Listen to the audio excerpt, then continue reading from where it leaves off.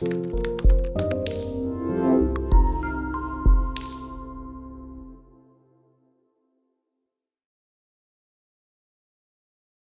good morning, everyone. Thank you so much for joining us today and taking the time out of your day to sit down with us and talk a little bit about blockchain. So this is a really timely discussion, we think, and Latin America is one of the biggest hotspots where blockchain technology is being really considered a great opportunity to help economies, businesses, and the overall ecosystem. So we're really excited to talk to you guys today and learn a little bit more. So I'm going to hand it over to Henry for some opening comments. Thanks so much, Brooke. So I'm Henry Ines. I'm the CEO of GoChain, and I want a warm welcome to everybody attending this discussion this morning. I wanted to start just to give a really high overview on GoChain. And then, basically just a few comments and then we'll get into it. Just in terms of GoChain, for some background, GoChain was founded to basically tackle the blockchain scaling problem and really to drive mainstream adoption. And so we've largely accomplished that. Today, GoChain is one of the most scalable blockchain solutions out there. We're able to do more than 1,300 transactions per second. It's near frictionless in cost in terms of transactions per second. We're one of the greenest protocols out there. And we have a novel consensus framework that basically enables us to have a very robust enterprise-friendly protocol, which is based on proof of reputation. So we really only work with highly reputable organizations around the world. These are Fortune 500 companies, NGOs, nonprofits, universities. These organizations essentially stake their reputation to be able to work as the governance framework and to process the blocks in the GoChain protocol. So this is super important in terms of driving enterprise adoption, government adoption, and ultimately mainstream adoption. Now, as part of this journey, we need great friends and great partners, and that's why I'm so happy to have on this discussion some of our partners. And as we talk about a very timely topic, as Brooke has highlighted, is blockchain in Latin America. There are some very unique attributes and opportunities there. I think in terms of some of, there's some existing challenges with some structural inefficiencies, some very specific local issues to drive adoption, but then there's great opportunities. And so what better than to have some of our great friends from Infinite Sum, Pronatura, RGP here in the US, and Infinite Sum, and Lexia in Bogota. So with that, I'll turn it over back to you, Brooke, and we look forward to having a great and lively discussion. Yes, I'm super excited. So if we want to just get straight into it, let's start with introductions. Jose, if you want to start. Sure. Thank you, Brooke. Good morning, everybody. It's a pleasure for me to be here. My name is Jose.Torres. I am a lawyer from Colombia, and I'm a partner at a law firm called Lexia. We are a boutique firm focused on insurance litigation and the innovation aspects of law. Very excited to be here and sharing our perspectives around how blockchain can be very helpful in Latin America. And also, we've partnered with GoChain to launch the crypto lab in Latin America, which we're very excited about, and we'll be happy to tell you afterwards. So it's a pleasure to be here, everyone. Awesome, thank you. Pablo, you want to go next? Yes, thank you, Brooke. Hello, everyone. It's my pleasure also to be here. Thank you for the invitation. My name is Pablo Alvarez. I'm from Mexico. I'm with Pronatura Noroeste NGO. And my position is a fishery improvement project coordinator. Nice to meet you, everyone, and hello to all your listeners. Awesome, thank you. Ron, you're next. Thank you for having us. As RGP, we're a global consulting company, about 70 offices around the world. I run the global supply chain and operational excellence practice for the company. So blockchain's top of mind for us naturally, and appreciate the opportunity today to talk about the different elements of the blockchain. Awesome. And then Evan? As everybody else said, it's great to be here and nice to meet everybody. We appreciate the opportunity, Henry and Brooke, to expand our knowledge about Latin America in general. Infinite Sum is a consulting organization that focuses on assisting North American and Western European companies to import from a variety of other markets. We began in Asia Pacific, China, India, Vietnam, Thailand. And when we began the business, we were focused on just importing into North America and Western Europe. But about 4.5 years ago, we focused on a two-way communication where we take American and European products and attempt to find import partners in multiple countries and continued with the export. For us, Latin America is a new endeavor in 4 or 5 categories. We specialize in food categories, in general merchandise, and in specialty skincare products. And we're very interested in understanding what the acceptance level of blockchain is in our short duration with Henry and Brooke. They've taught us a lot about blockchain in general, and we're interested in how we can expand that on a two-way basis with certainly with Mexico and Colombia, and look forward to the conversation. And by the way, I will send everybody an overall presentation on Infinite Sum to everybody, so you can at least have an idea about what we do. Awesome. Thank you, Evan. Awesome. Thanks, Evan. Awesome. And with that, I guess we can get started. Let's get into it. So I want to hear your guys' initial impressions on blockchain technology. When was the first time you became aware of this kind of technology? And kind of basically how you got into blockchain. So if you guys want to jump in, whoever wants to start first, feel free. I'd Yes, be thank happy you. to jump in. Or go ahead, Pablo. Go ahead, Ron, please. All right. So the concept of blockchain has been around in concept for probably over 10 years. The reality of how do you commercialize it and bring it to market's been the issue. We've talked about it mostly from a track, trace, and control. People get it sidelined sometimes thinking about it's only the financial. We look at it as companies have been trying to go outside their 4 walls. And how do you get into dealing with suppliers and customers and the whole supply chain in our world from end to end? If you think about it in the food industry, from the farm to the fork, okay? If you think about it in the pharmaceutical industry, it ends up to being the APIs that are used to make injectables all the way to going into a patient's arm and knowing where things came from and how they deal with it. So that whole traceability, we've watched it evolve over the years. That's why I'm excited about GoChain, where they're going, is finally trying to address some of the hurdles we've seen. So effectively, getting to your answer, Brooke, it's been over 10 years in the making. I think we're finally getting to that point where technology is catching up with what the vision was. Others? Go ahead, Pablo. Thanks, Ron. In our case, in Pronatura Noroeste, we were aware for the first time when GoChain came to us to talk with a possible collaboration because we work with future improvement projects tool, and these projects are published in a platform called Future Progress. So GoChain saw an opportunity to collaborate through this project, specifically with lobster and sea urchin. So we start to talk about it. We knew about this concept. We didn't know at all about it. So we are very excited, and it's a quite big opportunity. In my case, I first came across blockchain technology by reading the blogs of Hernando de Soto, a famous Peruvian economist.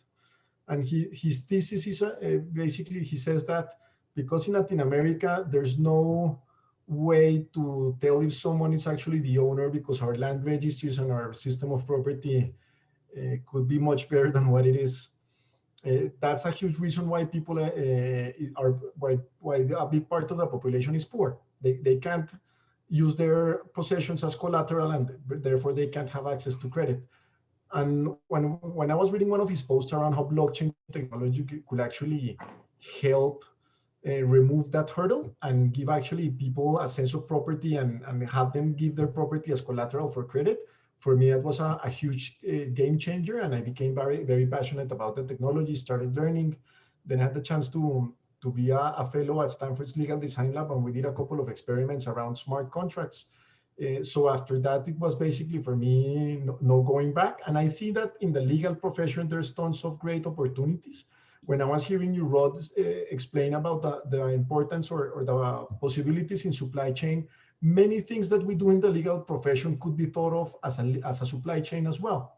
If you think about how to finance an infrastructure project where there's tons of documents going back and forth, tons of proposals here and there, addendums to the contract, the financial modeling, all of that, you could think of all of those pieces of paper as a supply chain, actually. And you can make the whole process much more transparent and traceable and easier to manage with blockchain technology.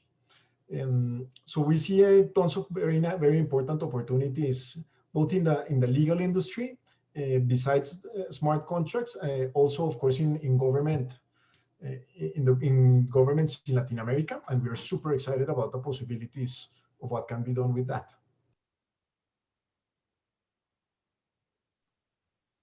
Awesome. It sounds like there's a lot of, you guys see a lot of potential within so many different industries. You guys are obviously in different industries, so that's great for our conversation today.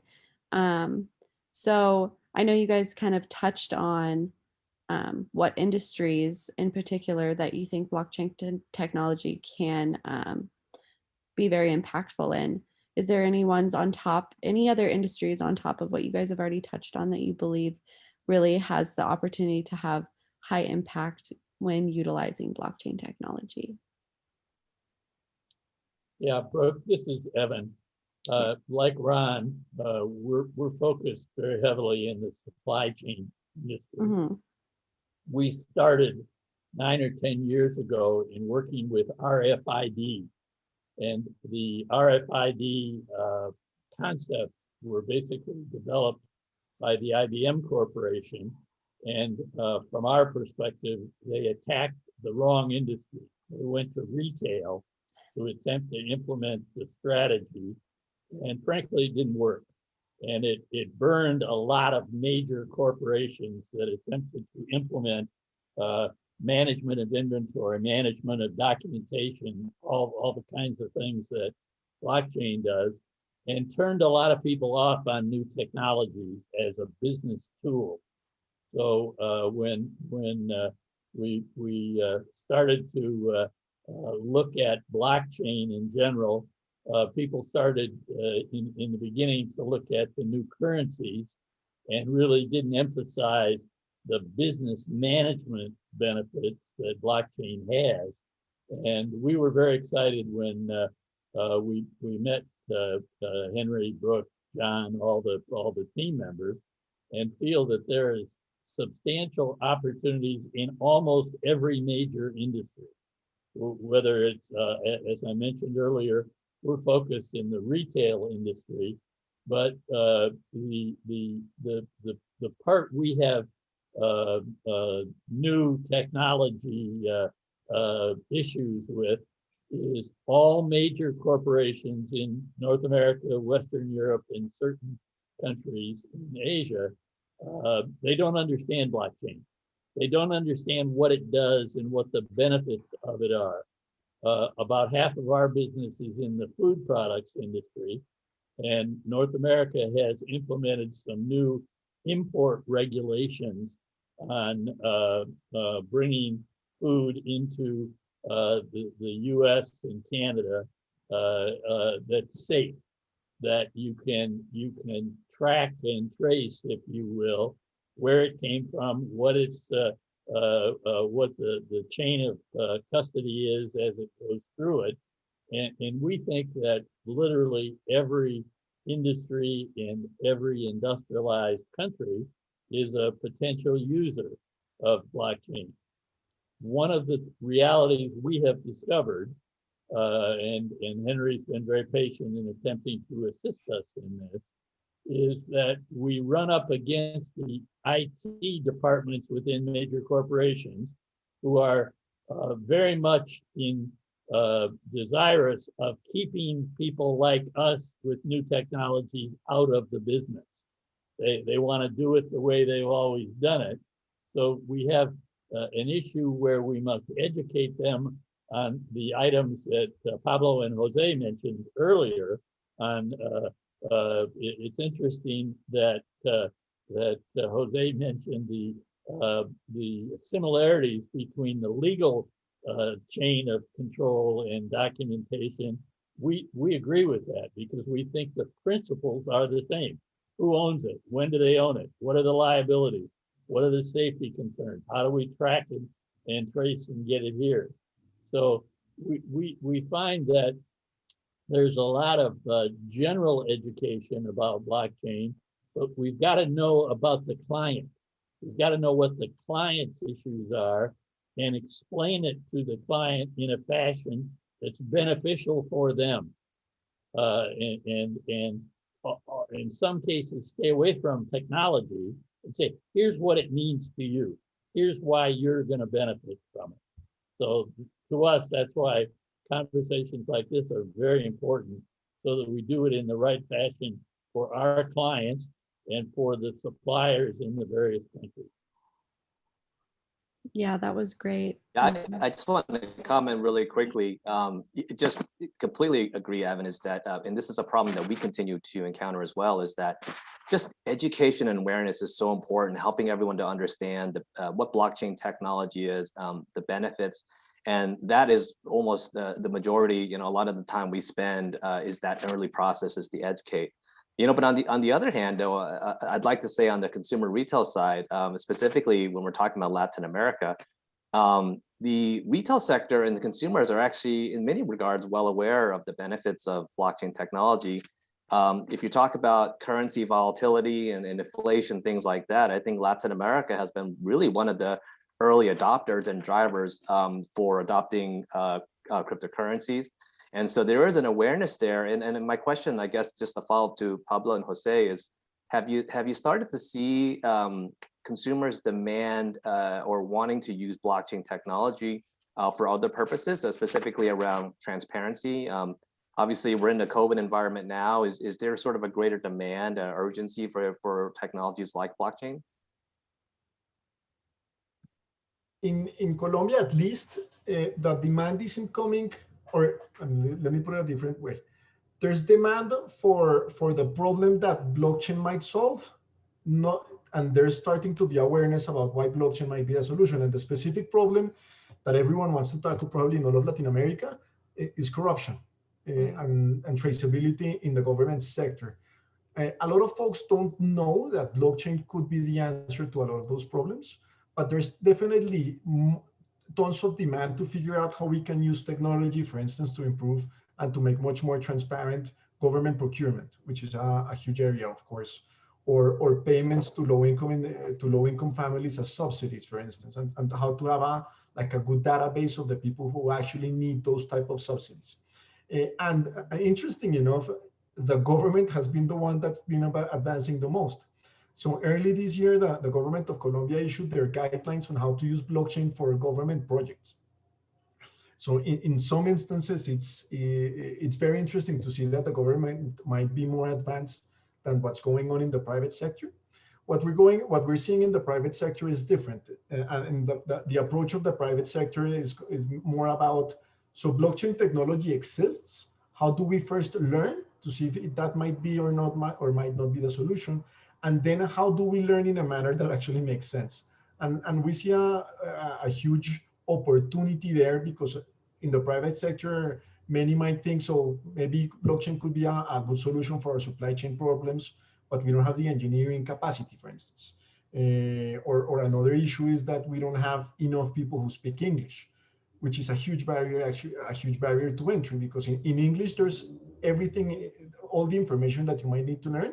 In Spanish, the quality and the amount of the information that you get varies significantly. So hopefully in many instances, we're going to see the government push this much further. Hopefully that will get the private sector, at least that's dealing with the government on a day-to-day basis, more interested in figuring out how they can use blockchain, maybe to whenever they are answering to requests for proposals, to make their request much more attractive to the government. Probably that's how part of the transformation is going to happen. And we're definitely excited also to see how the private sector does that. One of our clients actually, in which we're partnering with you guys on the crypto lab, an insurance company, Seguros Mundial, very innovative. They're saying, so we know that this is going to be a big deal. We don't know how, but there's only one way to find out, and it's to really experiment with folks who actually can complement their capabilities. They have a lot of knowledge around the insurance industry. They have less knowledge about the technical aspects of that technology. So finding someone who can help them figure that out has been great for them, and we're very excited to see how we can find really proper use cases applied in the insurance industry where blockchain might make a lot of sense. Yeah, if I could carry on from where Jose was a little bit, if we think about the consumers and the demand, yes, there's the functional, is it legal? Are we transferring all this? But from a marketing side for companies and for industries and all, to be able to say, look, this coffee was produced in this area of Colombia, knowing that traceability all the way from how the bean was developed, the farm it was developed, from a consumer side to say, internationally, here was the point of origin, here's all the handoffs to get to me. So that could be coffee, it could be your flowers that are coming from farms in Central America that are being transferred, for somebody to receive that flower and say, here's the whole history, here's really where it came from. And that consumer marketing side, I think it's underestimated sometimes. We keep thinking about the transactional side that's done with ERPs, SAP, Oracle, but there's a real marketing side to this, or in Pablo's case, if we're buying fish food products and shipping them around the world, how do I know where this tilapia came from a fish farm in its location? Who raised it? How do I know it's the right, how it was taken care of? So again, I think we underestimate the power of blockchain from a marketing to the consumer side. A lot of us that have been involved try to think about it transactional or financial, or there's a real value here from a blockchain on how to use this to escalate. To do that, though, you have to have a standardized platform. And that's why I think GoChain's headed down the right path, is it better be trusted. I can't just build one out by myself and say, I have this great platform. It has to be scalable. It has to be multinational so that you can think about it around the world. You have to come at it from its trusted resources. In other words, when I read it, I know it's there. And I know it's the point of truth is there. So that's why we try to look at it from how it covers this entire demand to use marketing efforts. I do have passion in this area, in case you can't tell. I love this area, sorry. No, that's great. It was great. I really think that you guys touched on a lot of important use cases that, you know, blockchain is having right now within your industries, and seeing the potential in a lot of different areas that blockchain can improve. And a lot of the themes that I heard when you guys were talking was a lot about, you know, this is great technology and we want to use it and we want to implement it, but we do need to educate people, because there's a lot of missing links there, I feel like, for people. And there's all these different ideas about what blockchain is, and that's what we're doing today. So that's why this is such an exciting and timely conversation. So let's kind of move on to our next talking point. You guys touched on some well-suited use cases for blockchain in general. Is there any that you see particularly in Latin America, in that region? I know, Jose, you touched on like the legal and finance side and how that's benefiting you guys. So maybe if you want to elaborate more on kind of the opportunities that blockchain is bringing that industry. Sure, and I think that although, I mean, the huge opportunity, even though that it's not an industry, but it's a necessary thing for making sure that a lot of industries can work properly, is digital identity. Okay. That's a huge area that applies to a variety of sectors. So Mhm. of course, in the financial services sector, digital identity is very important, making sure that you are the owner of the bank account, your credit card, etc. Hugely important there. Same thing for the insurance industry, make sure that you are preventing fraud. If you go to the government side, digital identity is paramount for subsidies, for instance, for both individuals in low income areas, for small and medium enterprises that are getting relief because of COVID. There's huge, huge potential in government to make sure that the employment roster of a given government entity is that one and does not have like a parallel employee roster because that's a big part, that's a big area of corruption, for instance. I see a lot of also opportunities in the judiciary where digital identity may allow you actually to make sure that you're the only one that can see the case file so that no one else really has access to the case file, but only you and your attorney.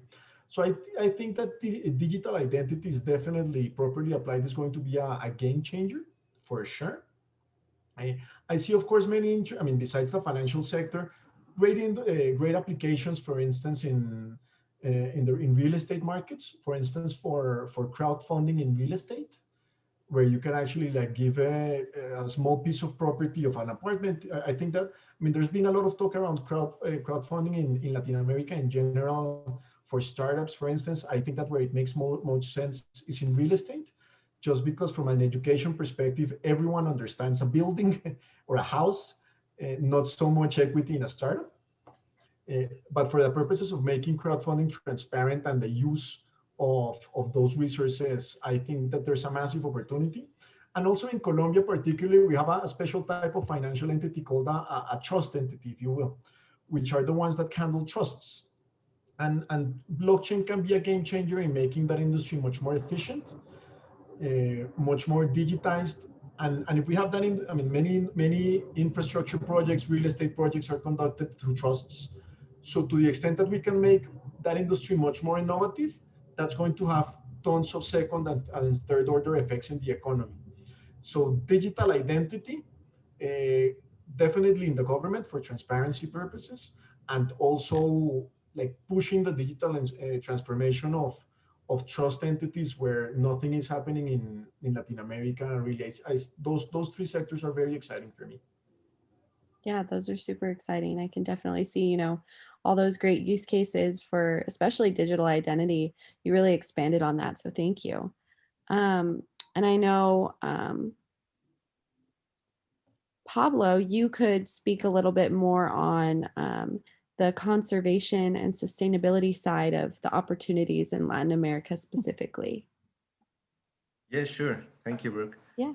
Uh, yeah, first, as you said before, we need to start to educate consumers, retailers, and also in our case, or in seafood industry, the fishers and the fishing cooperatives to use this kind of technology to track their catch, to closed ways to illegal, unreported, or unregulated fishing. So particularly in our case, we are implementing two two pilots with two fishery cooperative here in Baja California to try to start this education with the fishers, to try to see the importance to have this kind of technology. So we start with this project, and we are working on to try to implement efficiently this kind of technology, blockchain, and traceability system. And yeah, I think in Latin America there is a huge potential. Latin America represents around 20% of the total value catch, and well, it's a very good opportunity talking about seafood industry. Yeah, I couldn't agree more. I mean, I've learned so much this year in general, or this past year in general with our launch of GoTrace and how, track and trace and that visibility within the fishing and marine time area is really, really important for people. And I didn't realize that. So it's really great to see that that is really helping those industries where you're at. So that's awesome. Let's see. And then Rob and Evan, you guys could touch on, the more enterprise based opportunities in Latin America for blockchain. Go ahead, Mr. Rod. You're turned off. I think you're on mute, Ron. Boy, that never happens in this world, does it? I apologize, but No worries. I'm going to carry on from where Pablo was. If you think about things that we've all heard about, importing products, transfer border, think about fair trade, organic, what companies are spending just to try to make sure that they are certifying products as organic or fair trade or the sustainability elements, where they're coming from. There is no common platform today. There's organizations that say, here's the requirements, but everybody designs their own chain of custody systems, quality management systems. Imagine a world where we had a standard platform that said, when to register, here's the requirements for fair trade, but here's the blockchain that ensured all the documentation, chain of custody was across borders, across the entire supply chain. Again, I'll go end to end, that really gave you that. So if you're sitting in a Starbucks in France or in China, and you want to see that that product was really produced and controlled all the way from point of origin, you could click on a label and say, here's the history. I really know that this fish came from this area, it was raised this way, it was handled this way. You could see as much as you wanted and really enjoy the history of that if we think about it globally. With Latin America becoming such a large producer of different commodities that are shipped internationally, this becomes, you have to have a scalable platform that gets you up to that level. So again, organics, fair trade, all those areas become very important for business. And the efficiency of getting there today, it's very costly for companies to do that. In some cases, we shortcut it, I'm going to say, as enterprises, and say, you say it's organic, I'm good with that. But that transparency is key. So that's where I keep going back to, here's where the technology could place. Evan? Yeah, no, I fully agree, Ron. You and I have had some experience over the past couple of years in the coffee industry, whereby we have attempted to stipulate to the end consumer that this is a natural blend coffee that comes from Ethiopia or Brazil or Colombia or Vietnam. The fastest growing coffee industry in the world today is Vietnam.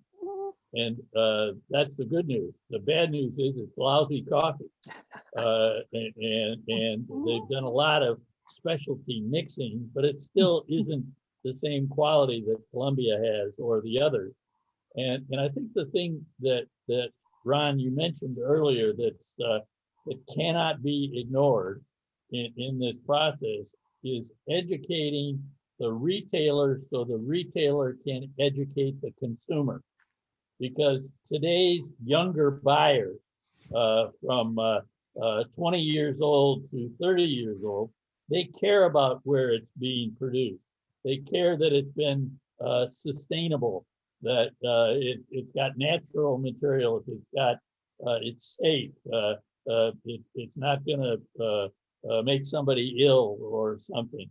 And I think the items that our guests talked about in the seafood industry, one of my associates within Infinite Sum has been working with Henry on 4 or 5 different large seafood wholesalers that sell, like in New England, in the Boston area of the US. These wholesalers buy bulk in food from certain areas, and they want to be able to show their consumer in a restaurant that this is fresh, that this was caught 5 days ago, and that it is a proper chain of custody all the way up through where it's safe. So it complicates the education a bit, but as we show the retailer, whether they're a restaurant or a massive retailer like Walmart or Target or Costco or any of the other big ones, they're starting to be marketing oriented about, we know what the hell we're doing. We have selected suppliers that are high quality in countries that are in control of the quality control export basis, etc. So I think that while we're doing some education in that regard, it's going to pay off in massive dividends for both the exporter and the importer in that regard. So it's something we just have to do a better job of explaining the benefits to our customer, so they really understand the value that they're getting for their customer. And you know, we've made 3 presentations to mid-sized regional banks here in the U.S. And frankly, we might as well have been talking to a baseball player because they don't want to change. They don't want to do it differently because their system is set up and they're organized. But the real world is they're going to have to change if we do our jobs properly. So I appreciate the GoChain teams of putting together these kinds of conversations so we can have Pablo and Jose and our other international partners and associates educate us a little bit about how can we help? How can we help them at the sales side for their customers here, as well as their customers in country? So it's a really important educational effort. And I think the approach that Brooke and Henry have come up with about using social media tapes like they're going to do with this is going to be helpful to trigger somebody making the decision. Oh, you know, these guys are different, and they've got an opportunity where they have people in Bogota, they have people in Mexico City, etc. It's very important background material. Yeah, Evan, just comment quickly. The so important is the value proposition, the benefits, making sure everyone's aware of that. That's going to really drive adoption and change and implementation of these new technologies. And I think as that starts to happen, going back to a point that Ron made, you know, you need to have interoperability amongst platforms and supply chains. And, you know, at the end of the day, consumers are going to want full transparency, and they're not going to be held up by multi-chain type solutions. It needs to be some interoperability, and we're definitely anecdotally hearing a lot about that. And so you know, there's a lot of I would say forward-leaning organizations, associations out there that are already pushing this issue requirement for interoperability. And so we're going to definitely see a lot more of that in the future. I wanted to go back really quickly too on something that Jose had touched upon in terms of identity. So definitely from a blockchain perspective, I've seen that on the KYC AML part of it, and I think in terms of social on the government side, that's so important for individual identity, digital identity. And I was curious, Ron and Evan, if you've started to hear about the notion for, you know, credentialing and digital identities for enterprises in the supply chain. So say contract manufacturing, or understanding who are authorized vendors and for maintenance, manufacturing, all this kind of stuff. We've started to hear some of that. So I'm kind of curious to hear on the enterprise side if identity and credentialing is something that's starting to pop up. Yeah, in fact, we have a whole practice just on what's called supplier risk management. What it means is, who am I doing business with? Okay, who is my intake side? So the credentialing of your suppliers, if there was one trusted source you could go to that really tracked the ownership, not so much the financials or the credit side of it, but the ownership of companies. Who owns this? Where's the source of funds? Is there anything out there from a safety standpoint? Is there anything out there from a financial lawsuits? That trusted platform would save this world billions of dollars, because companies right now spend an enormous amount of dollars in what would be setup of suppliers, credentialing, onboarding, and then the ongoing maintenance, going back and trying to do audits of them and say, well, what changed or how did this change? There is no trusted source around that. You don't go to one place and pull that up.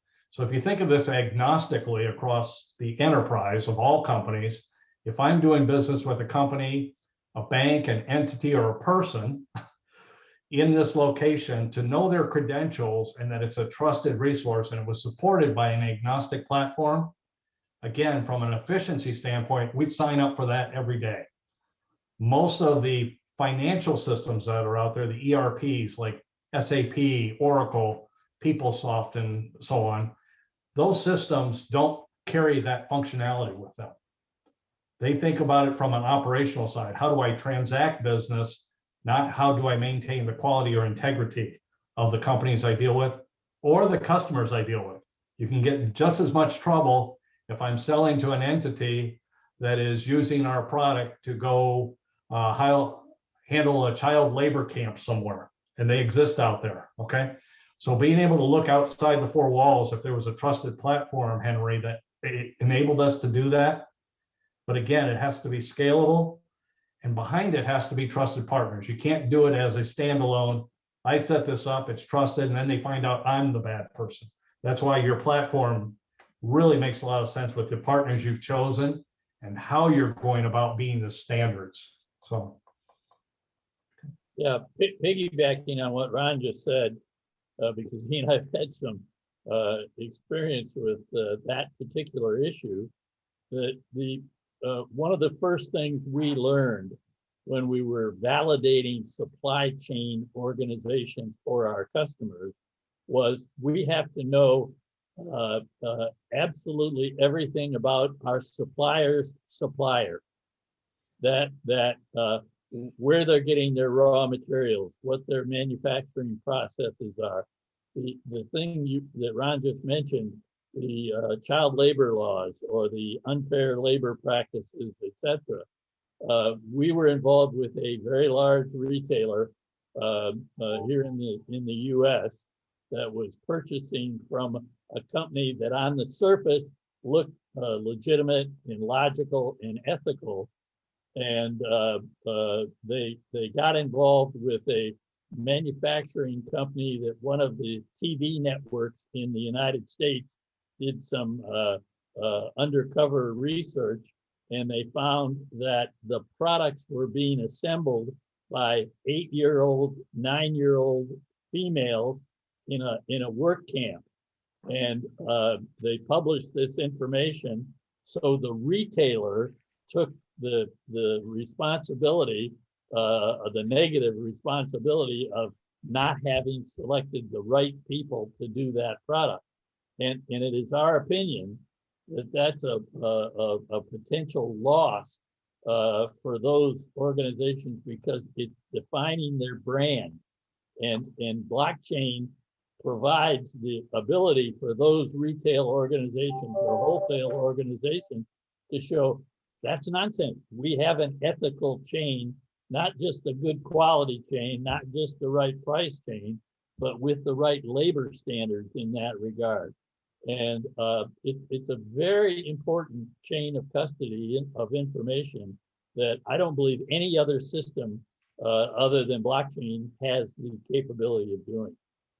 Yeah, Evan, this is like super important. I'm glad you mentioned this, because I would say in terms of ethical, responsible sourcing, that is something that is really becoming paramount from a brand preservation perspective. But it's not only that.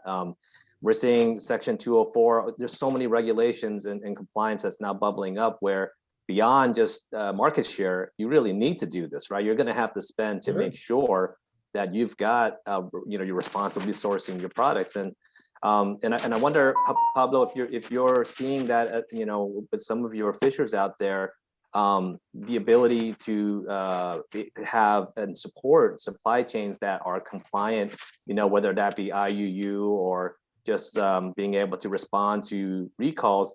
Do you see fishers and cooperatives right now? Are they starting to really get concerned about that and understanding they've got the right solutions and technology to be able to support these kind of bubbling regulatory compliance requirements?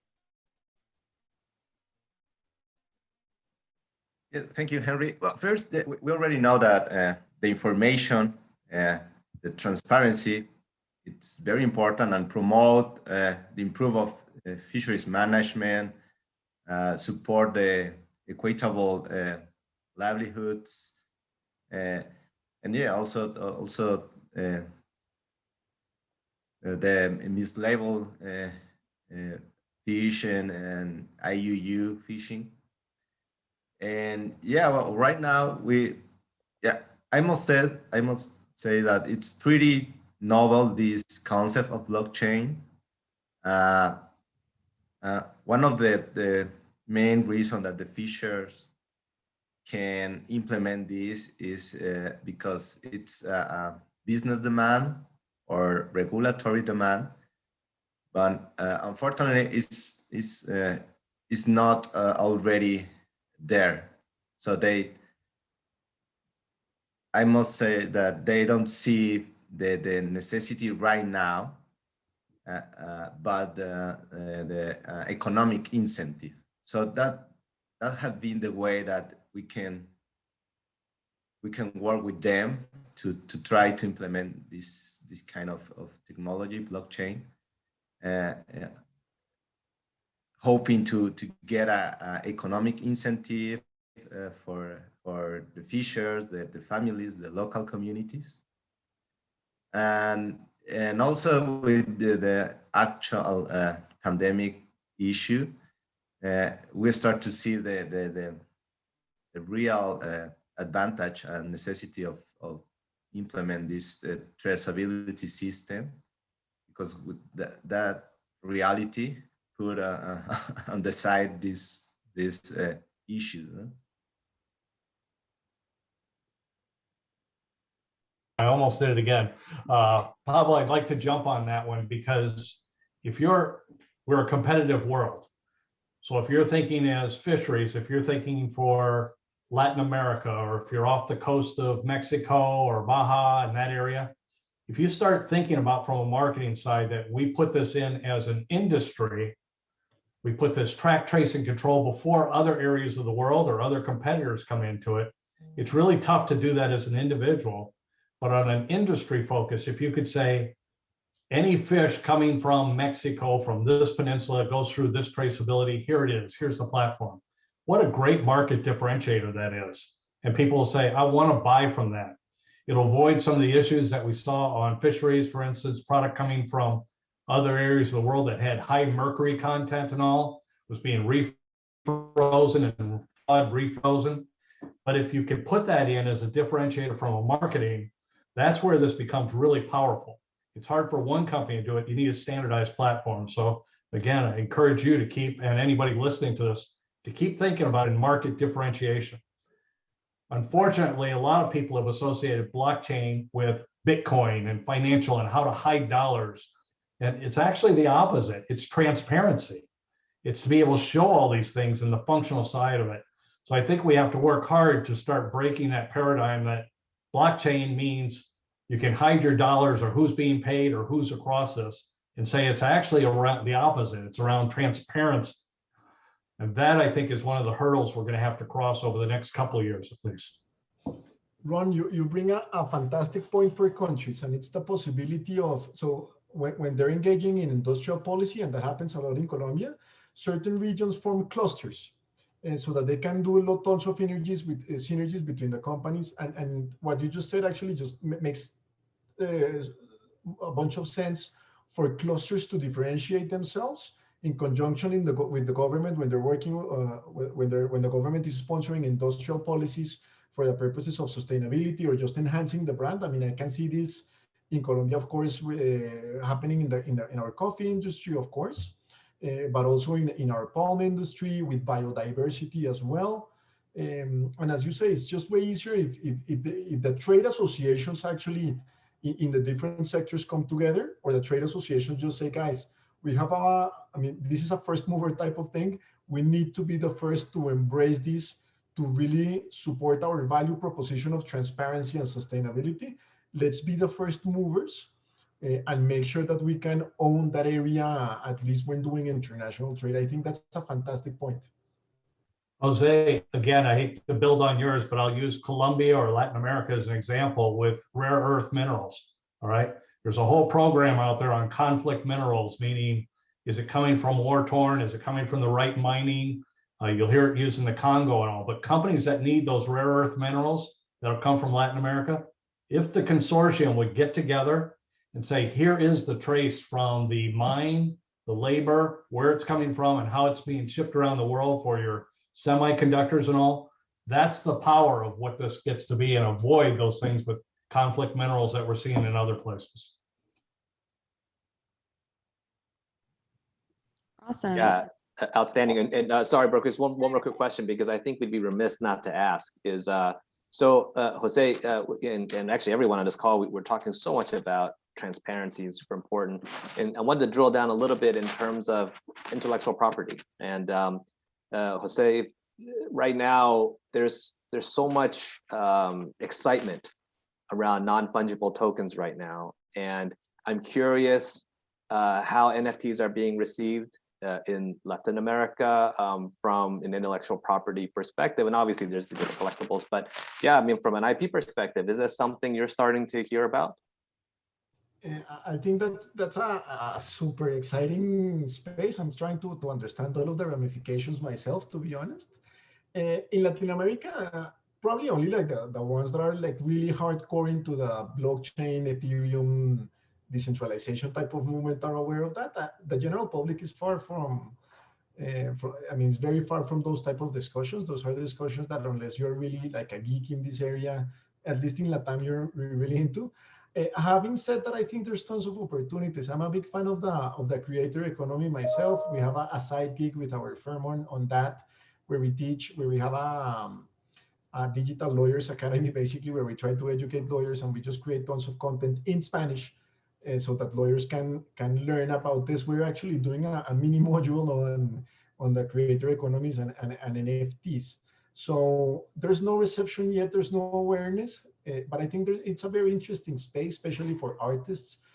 I also think it's a very important space for, I mean, basically for being able to track artisanal goods in remote areas of the country, or even with indigenous tribes where they produce certain types of artifacts, and just having like a certificate of authenticity in that way might be different from an NFT, but still that, I mean, conceptually and from an IP perspective, there's that.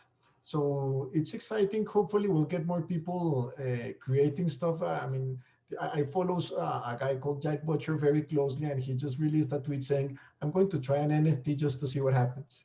2 days later, in the auction, he sold it for $58,000. So it's insane just to understand. It's crazy. Yeah, it's exciting. Yeah, that's super exciting. I think that you guys did an amazing job kind of highlighting all the different ways that you see companies needing blockchain technology, using blockchain technology, and trying to create a world of adoption within that blockchain technology sector. And I noticed Pablo kind of touched on, the need for, in his industry specifically, how, the pandemic has kind of affected that. So does anybody else have any comments on how, this whole global pandemic has affected your industry in particular, or how it's kind of impacted Latin America and the supply chains there? Evan, do you want to jump in, or I can give a great example of the pandemic side? Go ahead. I would use that because of the pandemic, we've limited travel. As we know, Mexico, for instance, been red zone for some period of time. In the past, we used to fly people around the world, go in and check on suppliers, check to make sure things were happening and so on. If we had a platform in place that does a lot of that self-assessment, traceability, clear visibility, you don't have to travel people into all your supply base and look at that all the time. So it's actually accelerated. Probably what's one of the good things that's happened is because of COVID, I know people don't want to hear about the good things, but there is a bright side. Technology embracement has started across organizations to gain the efficiency. So we're starting to look at it just like this presentation with Zoom or the different Teams sites and so on we use, but also for collaboration, collecting the data in an electronic cloud platform to provide that transparency. I think you can merge the two technologies together to eliminate a lot of the audits, track and trace that we've had to do historically in the past by flying people in and looking at factories. Evan, you can talk a little bit about what we've done around the world, and quality management would be an example maybe to add on. Yeah, I think you're absolutely right. The pandemic has caused all of us to do things in a different fashion. And in my opinion, the travel industry and the ability for Ronald Rod to get on a plane in Houston and fly to Chicago and then fly to New York City and then fly to Atlanta all in the same day for 3 meetings, those days are going to be gone. We're gonna be doing more of how we have the right documentation and support so we get that information. And that's good news and bad news, frankly, because it's a little more complex to get the interpersonal relationships between our clients and our suppliers and the rest all together. But I think that the thing that Pablo mentioned earlier that ties directly into your comment, Ron, is the ability to have true sustainability on the supply chain. And make no mistake about it, we've been working in sustainability for the last 15 years, and the first 10 years nobody cared. Nobody gave a damn about true sustainability in that regard. That's not true any longer. The corporations, both at the supplier side and the retail side, now actually care about the sustainability. I have a 32-year-old daughter who will not buy any retail product that she doesn't study the sustainability of their packaging, of their product, etc. And I think that's global. I think everybody wants to be sure that they're protecting the ocean, protecting the forest, protecting the animals, etc. So I think it's critically important in using blockchain to substantiate that we're doing every element of our transaction in a sustainable fashion. And to me, the hidden promise of blockchain, that's one of the elements that's going to make a tremendous difference, that somebody can go in and document to their customer that, yes, there's sustainability channel with suppliers and materials and the ocean and all the rest is going to be critically important. And frankly, you can't do it without blockchain. I mean, there is no economic way, if you do it properly in the beginning, that you can't do it. So I think that we're just working around the edges of being able to educate. And I go back to Ron's point earlier, because I think it's missed in most blockchain discussions, is that we're educating people on why it's important to them to buy this particular product from this particular country. And that's a very powerful element for them to be able to work with their customers on. And we've got to continue to work on that as we move forward. Some great points, Evan. Thank you so much. And then Nice. Jose, I just want to give you a chance to thank you, and thank you for joining us today. He has to hop off, but if you have any closing thoughts or final things that you want to talk to us about, please do now. Thank you, Brooke. So blockchain is definitely an area that we're very excited. Tons of potential in Latin America. And I'm very excited about conversations like this and having the chance of partnering with the GoChain team and getting to meet Pablo, Evan, and Rod for Latin America. It's very important to learn as much as we can from how other industries in other areas of the world are doing it, and so that we can educate ourselves and lose fear. One of the things that we're not, I mean, a lot of people have fear about innovating, but they don't see that not doing anything at all has its risks as well. And for this, we need much more education. Because of the particularities of Latin America, there's of course tons of opportunities in sustainability, as Ron and Evan and Pablo have pointed out, and we're very excited about that. And I'm sorry that I have to jump. I have to go to a doctor's appointment, but it's delighted. I'm very, very happy, very honored to be sharing the panel with you guys. Thank you very much and have a great day. Bye-bye. Thank you. Nice to meet you. Thank you so much, Jose. Awesome. Well, let's move on and kind of wrap up our discussion. You guys have hit on so many great points and highlighted, all the different ways that blockchain technology can be utilized and all the different, ways that it can benefit companies moving forward in the future. So on that note, is there any advice that you guys have for companies interested in kind of implementing blockchain technology and taking that next step? What would your advice be? Hire all of us. Okay, that's 3 times in one call. I apologize. I'll kind of summarize up kind of by, again, if you're a company or an organization or a country, don't underestimate the power of the marketing side of this, okay? So market differentiator, putting that platform in, but there's a couple things. You want to think about it from a risk mitigation and transparency. So this gives you instant credibility if you're dealing with the right blockchain technology partner. So as we look at it, there's many companies out there trying to enter the market as niche market and all. So think in terms of scalability and trusted partners.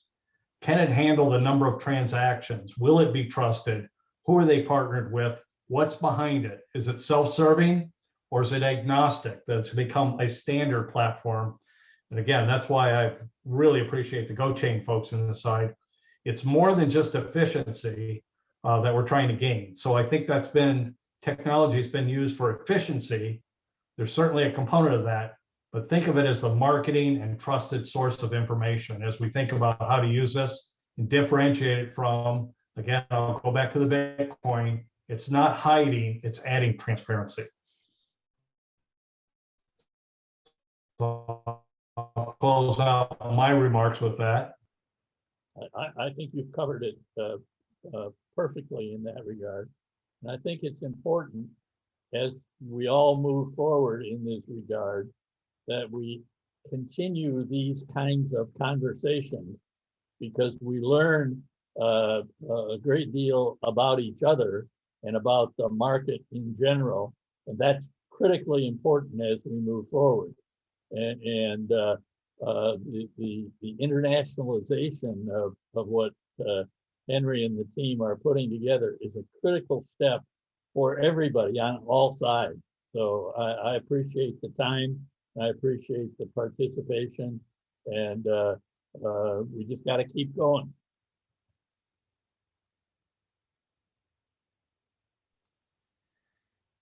Yeah, from my side, I would say that my advice for all the companies, NGOs, producers, retailers, consumers, it's to go outside the comfort zone. Yeah. to try new ideas, new technologies as blockchain, try to be innovative, and these times are a pretty good opportunity that the life, the planet put us on this barrier or challenge. And I think it's a very good opportunity to go outside the comfort zone and try to implement this kind of technology that could seem a new strain, at least from my point of view. And I think we should go and try to put in place this kind of technology and move forward to a more sustainable globe. So thank you. I agree, Pablo, for sure. Awesome. Thank you, you guys. I think that, we had a really well-rounded discussion on blockchain in Latin America, blockchain technology in general, and, how we are all just working towards creating the adoption of blockchain technology through education. So I hope that, what we talked about today helps somebody else who's watching. And then I think I'm going to just hand it over to Henry for any of his final thoughts to close out this discussion. Thanks, Brooke. Look, this was awesome. It really was. I learned a lot on this call. I thought it was great information and insights that's everyone's putting out for whoever's listening to be able to receive this and learn from. In terms of some of the, I think, opportunities, I think that were highlighted. Of course, I think supply chain is something that everyone on the call underscores the importance for transparency, real-time auditability. There was discussion around asset tokenization, digital tokenization. I think that's super important and opportunity. And even the potential for transparency around governance, corruption. I think that could be something that was touched on. And I think digital ID, verified credentialing, I think there was another one that was touched on, very important. And of course, sustainability and impact. I mean, that's something that I think with the blockchain technology and really incorporating blockchain and even other technologies all together can have really exponential benefits. So anyway, I wanted to, again, just take a moment to thank everybody for participating in this discussion. I think it's fantastic. Thank you so much, Brooke, for moderating us and keeping us all in check here. And, my final advice to anybody who's listening is please go ahead and reach out to everybody that's on this call. We're here ready to help with the transformation, to support, and really want to have just a super positive impact. And that's what everyone's aiming to do. So thanks again to everybody, and we really appreciate it. Thanks, everybody. Thank you. Have a great day. Thank you all. Thank you, everybody. Bye-bye.